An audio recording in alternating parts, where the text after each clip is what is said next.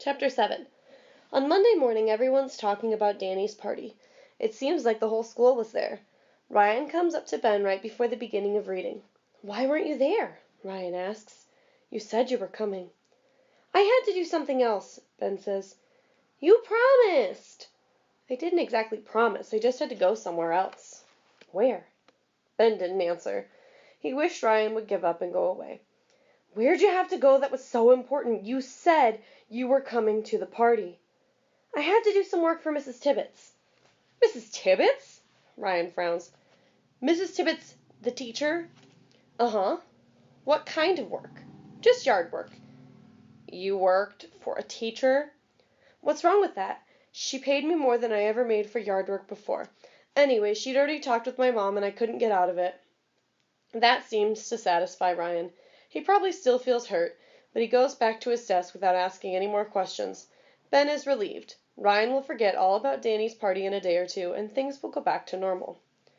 At lunch, Ben sits down at a table across from Jenny. Before he can even take a bite of his pizza, though, Frankie comes over with his tray and glares at him. "You missed the party so you could go to Mrs. Tibbets' house?" he says, making it sound like the dumbest thing he's ever heard of. Ben shrugs. Ryan sure didn't waste any time letting everyone know. So much for things getting back to normal. "Mrs. Tibbets is a loser," Frankie says. "What were you doing at her house?" Everyone at the table, even Jenny, is staring at Ben. He feels his face turning red. "She's okay," he mumbles. That's not what he wants to say, but who's going to admit that he likes a teacher and would rather be with her than skating with kids his own age? "Yeah, right," Frankie snorts. "She's okay if you like crummy teachers. She's old, and she's wacko." "She is not. She knows a lot," says Ben. "She knows a lot about science." "Then why is she teaching in that little room?" Frankie fires back. "It isn't even a real science room. They had to put her somewhere because they can't fire her. And if she's so great, how come Mr. Nickleby is always checking on what she's doing?" At first, Ben doesn't know what he's talking about, but then he remembers the principal coming in the room and confronting Mrs. Tibbets, and he remembers Mrs. Tibbets sticking the frog in the principal's face. Frankie looks at him in disgust. "Well, Danny sure is mad. Instead of coming to his birthday party, you go and hang out with some old teacher." He rolls his eyes and heads toward another table. Jenny takes a bite of her sandwich. "If you ask me," she says with her mouth full, "Frankie's the one who's a wacko." A couple of kids laugh.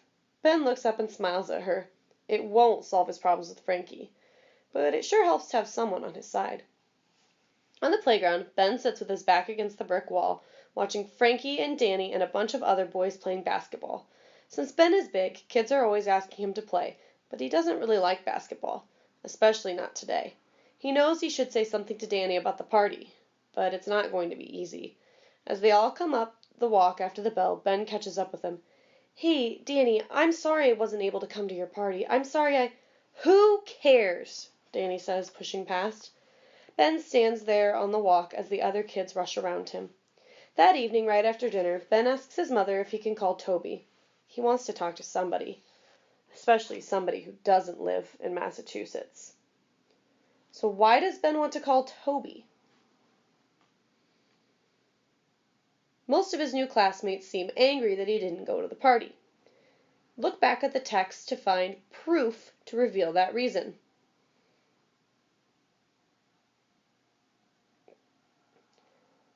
If you listed anything of interactions between Ben and his classmates, or on page 83 when it says Ben wants to talk to somebody who doesn't live in Massachusetts, you cited correct textual evidence. Toby answers the phone after only one ring. Ben can hear laughing and yelling in the background.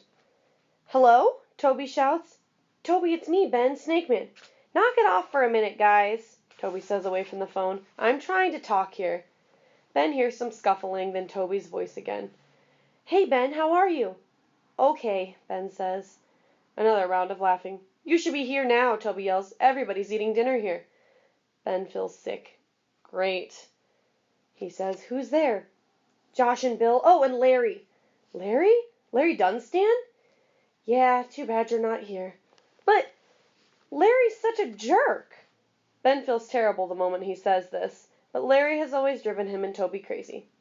"No, he's okay now. We're on the same soccer team."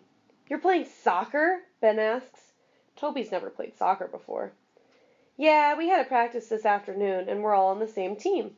So my mom just brought us back here to eat. Ben hears another shriek in the background. His heart drops through his shoes. How's Lenny? He asks.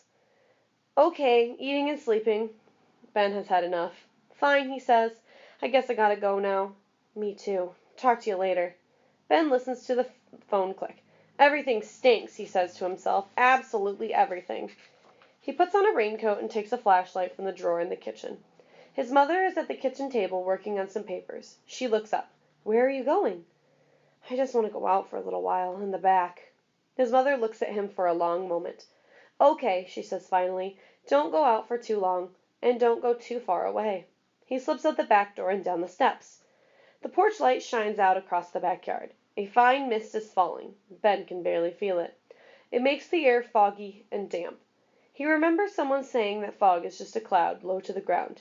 He likes the idea of walking through a cloud. The light in the sky is fading, but it's not quite dark yet.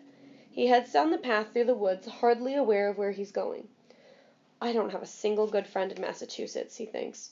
My best friend is hanging out with a kid I can't stand. Everybody thinks I'm an idiot for going to a teacher's house. He walks until he reaches the marsh where the trees open up a little and there's more light from the gray evening sky. They're already calling. Ben stands with his flashlight off, the sound of his breathing loud under his hood. His mind is racing in a million different directions. Beep, beep, beep, beep.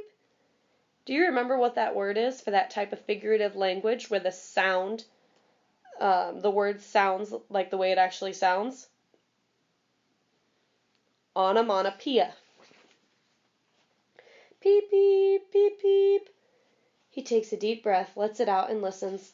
There are 3 or 4 calling, but it's hard to pinpoint exactly where the calls are coming from. The voices seem to hover in the air, filling the space over the marsh, almost more of a presence than a sound. More join in. They seem to call and answer each other, get closer and closer together in time, then join calling together. Then they separate again, singing back and forth, again and again. Ben stands, transfixed, feeling like he's in a trance. So as you look at that sentence, transfixed, take a moment to think about what that word transfixed might mean.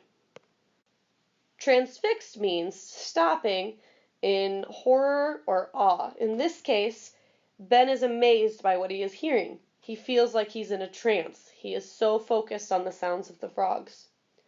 He's in the middle of a huge living machine, a pulsing thing. The peeps are the heartbeat or motor, the engine of life. It surrounds him, calling out louder and louder. He forgets all about school and Frankie Murley and Tucson and Toby. A peeper sings close to his foot at the edge of a small pool of water. Ben bends over carefully, without turning on the flashlights, and sits back on his heels, waiting. His hands and feet are getting cold, but he doesn't move.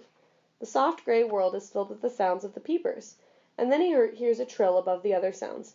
It must be the American toads calling out too, high and steady, a backdrop for his nearby peepers' songs. He's afraid to turn on the flashlight, afraid he'll stop the music, afraid that he might somehow stop the world. He strains to see in the glowing darkness, trying to make out the little creature that is only inches away from him. It's no good, though. He can't see it. Finally, he points the flashlight toward the spot the sound seems to be coming from and switches it on. A circle of bright white light shines on a tuft of grass. The singing continues. He keeps looking, but he can't see the peeper. The singing stops. Did it get away? He stares harder. Then he sees it, clinging with its tiny toes to a broad blade of grass. Its eyes sparkle in the light. Life pulses in its pale throat. Ben grips the flashlight in one hand, holding his breath. The peeper stays where it is. With his other hand, Ben reaches out slowly, carefully, trying to get closer. Then he grabs for it. Gotcha, he says. He can feel its hind legs pushing hard against his palm. He drops the flashlight so he can cup the frog in both hands, and the beam of the flashlight shoots up into the darkening sky. He can't really see what he's doing, but he manages to get a hold of the peeper behind his hips so that he has it firmly but gently between his thumb and finger. Then he picks up the flashlight and trains the light on the frog. The peeper has stopped struggling and seems to have calmed down. Its back legs are hanging down. Its throat is moving in and out.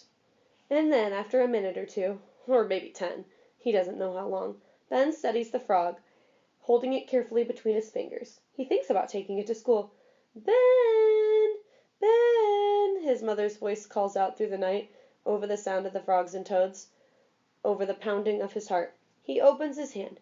For a moment the peeper just sits on his palm. Then it springs out of his hand, out of the circle of light, and back into the night. Ben turns the flashlight off, stands up and listens. Ben! Coming, he says, and he starts back. He doesn't turn the flashlight on. He knows his way home.